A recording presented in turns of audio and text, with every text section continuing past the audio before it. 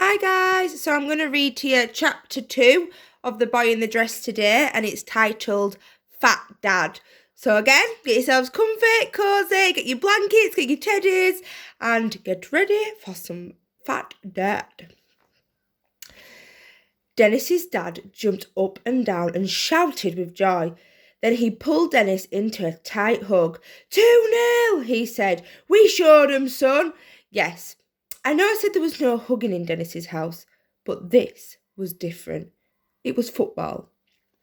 In Dennis's house, talking about football was easier than talking about feelings. He, John, and Dad all loved football, and together shared the highs and more often lows of supporting their local third division team. But as soon as the match finished and the referee blew his whistle, it was as if that sound also signalled a return to their strict no hugging policy. Dennis had missed being hugged. His mum had hugged him all the time. She was so warm and soft. He loved being held by her. Most children can't wait to grow up and get bigger. But Dennis missed being small and being picked up by his mother. It was in her arms that he felt the most safe. It was a shame Dennis's dad hardly ever hugged him. Fat people are good at hugs. They're nice and soft, like a big comfy sofa. Oh yes, didn't I mention? Dad was fat. Really fat. Dad worked as a long-distance lorry driver, and all that sitting down and driving had taken its toll, only stretching his legs to go to the service station cafe and eat various combinations of eggs, sausages, bacon, beans and chips. Oh, can we see Dad there? That's Dad eating all his food at the service station. Sometimes, after breakfast, Dad would eat 2 packets of crisps. He just got fatter and fatter after Mum left. Dennis had seen in a Trisha episode about a man called Barry who was so fat he couldn't wipe his own bum.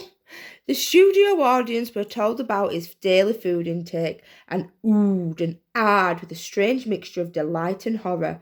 Then Trisha asked him, Barry, does the fact that you have to get your mum or dad to wipe your underneath not make you want to lose weight? Trisha, I just love me food, was Barry's smirking reply. Trisha put it to Barry that he was a comfort eater. Trisha was good with phrases like that. She had, after all, been through a lot of difficult times herself. Barry cried a bit at the end, and as the credits rolled, Trisha smiled sadly and gave him a big hug, though it was hard for her to really get her arms round Barry, as he was the size of a small bungalow. Dennis wondered whether his dad was comfort eating too, having one more sausage or slice of bread at breakfast too. In Trisha's words, fill the emptiness inside. But he didn't dare share that thought with his dad. Dad wasn't keen on Dennis watching that show anyway. He said it was just for girls, that. Dennis dreamed of one day having his own Trisha episode with the title My Brother's Smarts Smell Well Bad, or My Dad Has a Chocolate Hobnob Problem. Dad ate a whole packet of admittedly Moorish biscuits every day when he got home from work. So when Dennis, his dad, and John played football, Dad would always go in the goal because he was so fat. He liked it because it meant he didn't have to run around that much. The goal was an upturned bucket and an empty beer keg, a remnant from a long-forgotten barbecue they'd once had when Mum was still around. They didn't have barbecues anymore. These days they had battered sausages from the local chippy or bowls of cereal, even when it wasn't breakfast. What Dennis loved the most about playing football with his family was that he was the best. Even though his brother was 2 years older, Dennis could run rings around him in the garden, tackling, dribbling and scoring with a great skill, and it wasn't like it was easy to get the ball past his dad. Not because Dad was good in the goal, it was just because he was so big. You see there they are playing in the garden with Dad in the goals. On Sunday mornings, Dennis used to play football for his local club. He dreamed of being a professional footballer, but after his mum and dad split up, he stopped going. He had always relied on his mum to give him a lift. Dad couldn't take him as he was forever driving up and down the country in his lorry trying to make ends meet. So Dennis's dream floated quietly away. Dennis did play football for his school and was the team's number one shooter. Sorry, reader, I must go look this up. Striker. Yes, Dennis was the team's number one striker, scoring over 1 million goals in a year. Excuse me again, reader.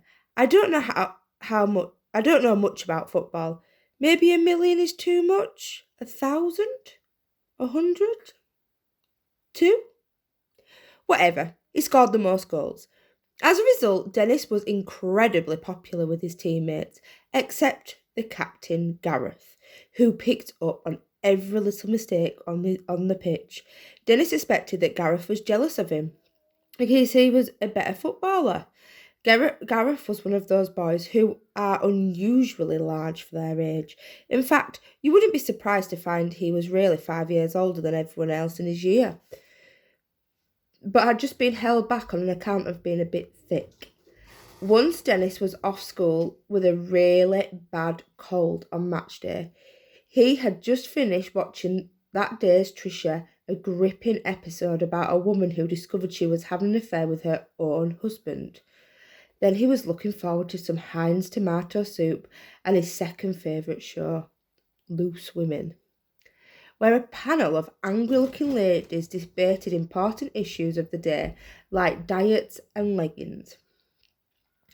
But just as the signature tune was starting, there was a knock at the door. Dennis got up grumpily. It was Darvish, Dennis's best friend from school. "Dennis, we desperately need you to play today," pleaded Darvish. "I'm sorry, Darvish, I'm just not feeling well. I can't stop sneezing or coughing. Achoo!" "See," replied Dennis. "But it's quarterfinals today. We've always got knocked out of the quarterfinals before. Please." Dennis sneezed again. Achoo! It was a strong sneeze. He thought he was going to turn inside out. "Please," said Darvish, hopefully as he discreetly wiped some of Dennis's stray snot from his tie. "Okay, I'll try," coughed Dennis. "Yes!" exclaimed Darvish, as if victory was already theirs. Dennis gulped down a couple of mouthfuls of soup, grabbed his kit and ran out of the house. Darvish's mum was sitting in her little red Ford Fiesta outside, with the engine running. She worked on the tills at Sainsbury's, but lived to see her son play football. She was the proudest mum in the world, which always made her son squirm a little. "Thank goodness you have come, Dennis," she said as Dennis clambered into the back seat. "The team needs you today. It's a very important match. Without a doubt, the most important match of the season." "Just drive, please, Mum," said Darvish. All right, we're going. Don't talk to your mother like that, Darvish," she shouted, pretending to be angrier than she really was. She put her foot on the accelerator and the car lurched uncertainly off towards the school playing field. "Oh, you've decided to come, have you?" growled Gareth as they pulled up. Not only was he bigger than everyone else, he had a deeper voice and was disturbingly hairy for a boy his age. When he showered, he looked like a big monkey. "Sorry, Gareth, I just wasn't feeling well. I have a pretty bad..." Before Dennis could say cold, he sneezed again, more violently than before. Achoo!